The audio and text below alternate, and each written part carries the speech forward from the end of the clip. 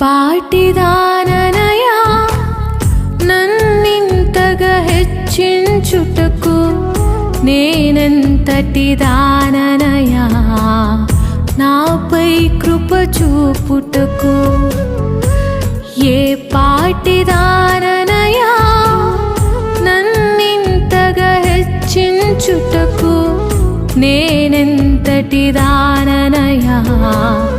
నాపై కృప చూపుటకు నా దోషము భరించి నా పాపము క్షమించి